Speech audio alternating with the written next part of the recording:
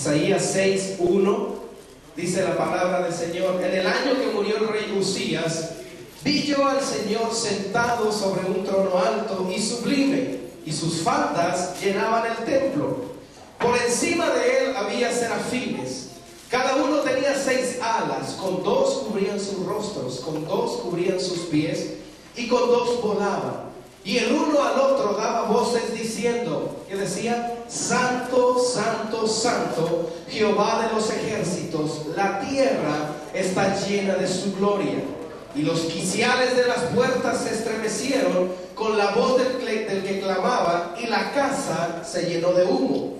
Entonces dije: ay de mí, que soy muerto, porque siendo hombre inmundo, de labios inmundos, y habitando en medio del pueblo que tiene labios inmundos, han visto mis ojos al Rey, Jehová de los ejércitos. Versículo 6: y voló hacia mí uno de los serafines, teniendo en su mano un carbón encendido, tomado del altar con unas tenazas, y tocando con él sobre mi boca, dijo: he aquí que esto tocó tus labios, y es quitada tu culpa, y limpio tu pecado. Por unas semanas, hermano, quiero profundizar con usted en el libro de Isaías.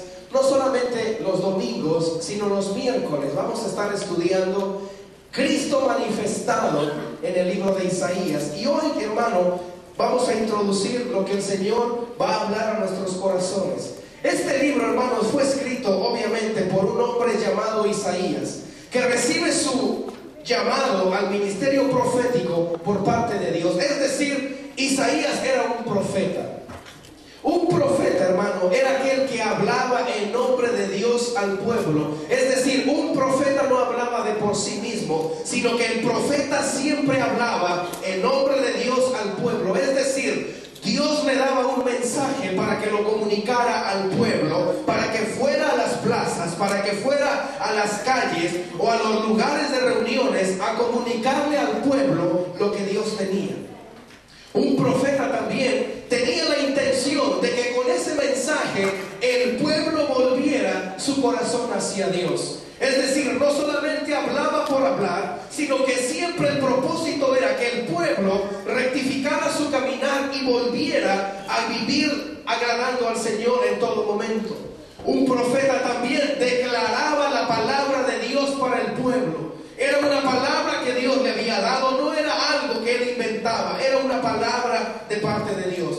Y un profeta también anunciaba juicio, anunciaba que si no se corregía, Dios traería un juicio, anunciaba que si no se corregía, Dios traería una recompensa. Pero también el profeta anunciaba que en medio de ese juicio había esperanza.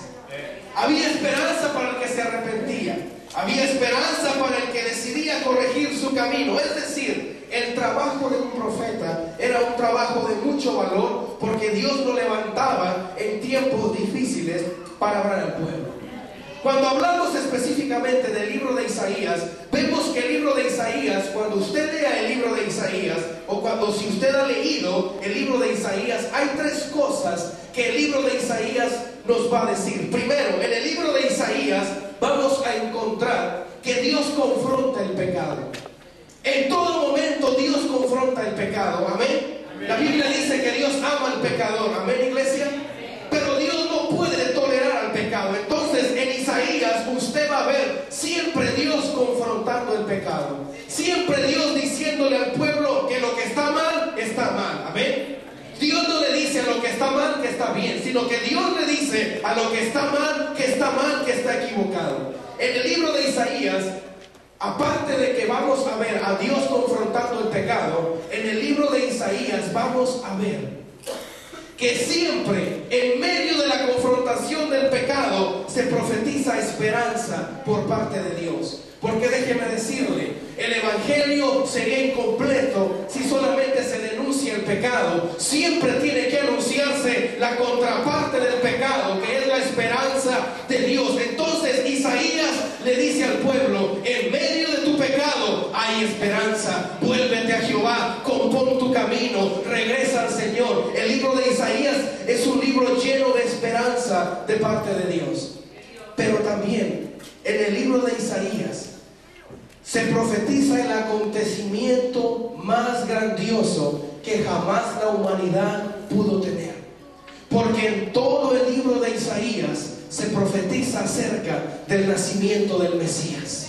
Se profetiza acerca de la salvación del Mesías. Isaías es el que escribe diciendo: he aquí que la Virgen concebirá. He aquí que la Virgen dará a luz un hijo y llamará su nombre Admirable, y llamará su nombre Consejero, y llamará su nombre Dios Fuerte, y llamará su nombre Dios Eterno.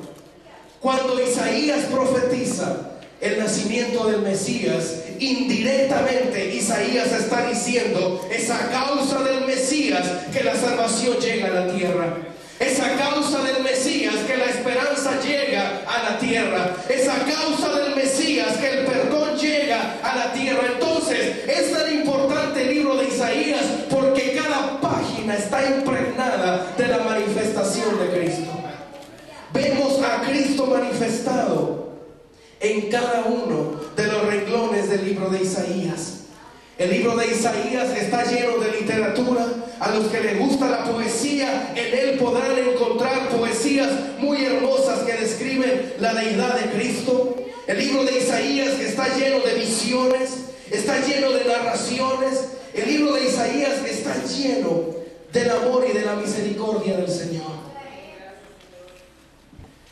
Dios le había hablado a Isaías con diferentes visiones. En el capítulo 1 le muestra la visión del pecado, que Isaías la describe.